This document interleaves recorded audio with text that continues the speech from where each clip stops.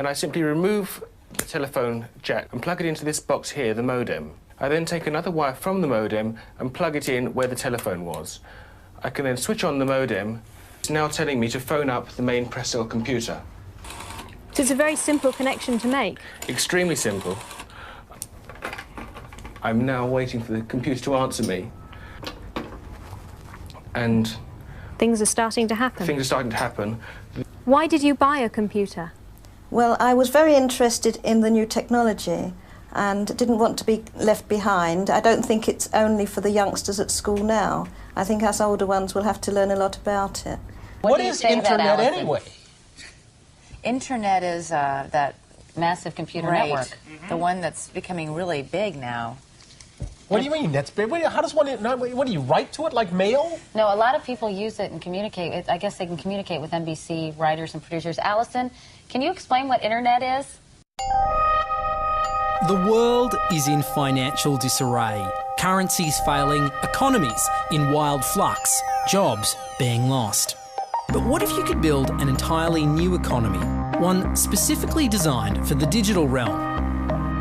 Well, that is the dream behind Bitcoin. Bitcoin, for those of you who don't know, is an electronic online currency that was created in 2009. It was made by someone who did it under the pseudonym Satoshi Nakamoto. Like any economy, you don't want too much too fast because then the value of your currency drops, or so slow that your economy grounds to a halt. It's designed to be a self-stabilising economy. Whether it actually is that way though, well that is a little bit more complicated. Because some people have said, hey, Bitcoin is the answer to those problems. Are you a believer? Well, Bitcoin is exciting because it shows how cheap it can be.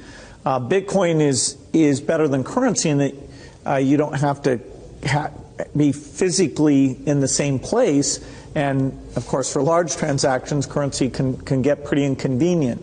And what is Bitcoin? Bitcoin is a currency on the internet. I sent 100 euros worth of Bitcoin from here in Tokyo directly to you guys through this camera, through the network, through the TV, right into your home. If I had tried to do that, send you the money with a traditional bank, it would have taken several days and probably cost 30 euros. I just did it right now with Bitcoin instantly, basically for free, and didn't have to ask anybody for permission. I didn't need a bank, I didn't need a government, I didn't need anybody. I just needed myself and you and our smartphones to do it. That's the power of Bitcoin. Wall Street is fraud, America is fraud, the world is fraud, banks are fraud, central banks are fraud. We live in an era of fraud. It's all based on fraud, and they get a percentage of the fraud. That's the business model. To suggest that there is any moral or ethical aspect to anything that's going on now is to be completely naive about the fact that we live in an era dominated by financial terrorists, jihadis of banking. They're here to kill you and themselves. They believe in an ideology, not the Quran, but Adam Smith, that they completely misread and interpret as something to justify their blowing themselves up. Janet Yellen's a terrorist! Mario Draghi's a terrorist! The Central Bank of Japan is a terrorist! These are the real terrorists! Funds received. This community is switching to what they think is a better monetary system. A system in which banks are no longer needed because payments can be made directly from one person to another. Bitcoin is fundamentally different because in Bitcoin, you don't owe anyone anything and no one owes you anything. It is not a system based on debt. It is a system based on ownership. And no one can censor it, no one can seize it, no one can freeze it. It's November the 2nd, 2008, just 6 weeks after the Lehman Brothers collapse. And all over the world, there are panicked debates about how to save the banks. Then, on a little visited web forum for cryptographers, a document appears in which a completely new monetary system is proposed. The visionary author calls himself Satoshi Nakamoto. These were the darkest days of the financial crisis. So that to me suggests a very clever mind that saw an opportunity, the perfect opportunity to introduce a new radical technology and a new radical approach to money and finance at just the right moment when people would be very open to making this big shift that's required to adopt a new currency. What's exciting for me is like a global economy. Right now we say we have a global economy, but I can't take $1 and give it to you in the Netherlands and then you know what to do with it, right? You would have to go and change it to your native currency. And when you kind of eliminate that step, and I can just send you one form of payment and you can send me a product in a matter of seconds, that starts to change things from a global perspective. How could this digital coin invented by this Satoshi Nakamoto become hundreds of times more valuable than the dollar? And why do enthusiasts like Roger Fear want the world to switch to bitcoins? I'm giving every single person here 1,000 yen worth of bitcoins, which is like $8 and something cents. Back in the early days, you know, I'd get phone calls from my buddies, oh, hey man, I lost 10,000 bitcoins because my computer blew up, right? Back then, one bitcoin was less than a penny, right? So nobody cared. They lost $10. I don't care, right? And now 10,000 bitcoins, that's $5 million. That's a big deal, right? Bitcoin is a decentralised electronic cash system that uses peer-to-peer networking along with digital signatures and cryptographics to generate currency. Now, with traditional money, think dollars, the euro, pesos, you've got a central bank, like the Federal Reserve. They issue the currency and they print more or less cash as needed, but not with Bitcoin. It looked very different to me. I mean, as soon as I heard the word decentralized and the fact there was a network powering this currency rather than a central issuer, that immediately captured my interest as something quite different based on what little I knew about alternative currencies at that time. The government couldn't come in and shut down a server and end Bitcoin. It would have to shut down the entire internet or turn off the electricity grid to stop Bitcoin. And so that was really attractive. So gold is kind of hard to divide. Bitcoin divides down to 8 decimal points instantly, super easily. Gold is really, really difficult to transport. If I want to transport gold from here to Moscow, it'll cost a bunch of money to do that, and it's dangerous, and you have to have armed guards and who knows what. With Bitcoin, I can send Bitcoin from here to Moscow or to Holland instantly, just like that, basically for free.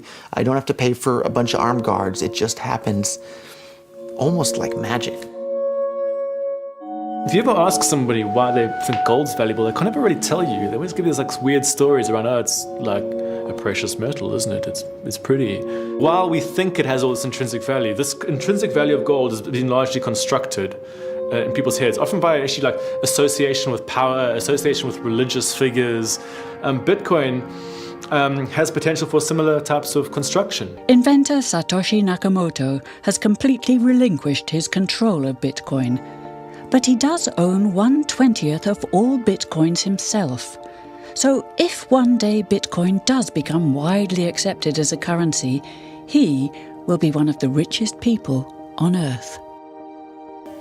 Satoshi invented one of the most important inventions in the entire history of humankind that's going to improve the lives of everybody on the planet for the better. If he had half of all the Bitcoins, he would still deserve it. A lot of people have asked me who Satoshi is since I got in so early. I think I've got a pretty good idea, but I like to keep that one close to my chest. So. Why? I mean, tell me. Because I'm not 100% certain. And the reality is it doesn't really matter, right? It doesn't matter who Satoshi is. Why did he disappear, you think? He undermined the ability of every single government on the entire planet to control the money supply. And that's how every single government in the world is controlling their citizens and their economies today. And he just basically, knocked their feet right out from under them with the invention of Bitcoin. And I'm sure that's going to make a lot of people who want to control other people by force really, really upset. So yeah, I think it's really, really smart for him to have disappeared. And for me, it probably would have been smarter for me to keep quiet too, but Bitcoin's too exciting for me to stay quiet about. I think a lot of people are underestimating the way in which Bitcoin and the blockchain are going to change the power structures in society in general. I mean, I grew up in the US and I see all these people like, yeah, nuke everybody in the Middle East and kill them all. And then they have the former Secretary of State, Madeleine Albright, on 60 Minutes, one of the most popular news shows in the US. And they asked her, they said, like, there's reports that more than 500,000 Iraqi children have died as a direct result of US sanctions.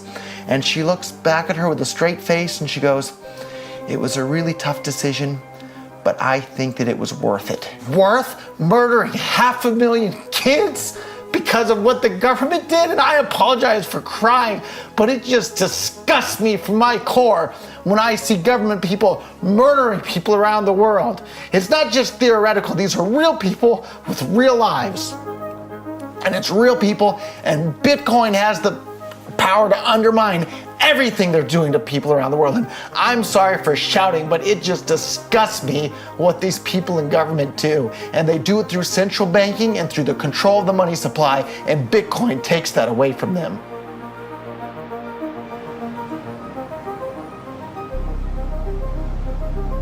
You can buy Bitcoin at the Shell station. Check it out. $0 to $2,000. Put your phone number in here. Put the code in. Scan it. Got my reader. Oh, I gotta put the cash in. Good. Got $2. Hit finish. Oh. $2 in Bitcoin. Just like that. From this machine. I just turned cash into digital currency.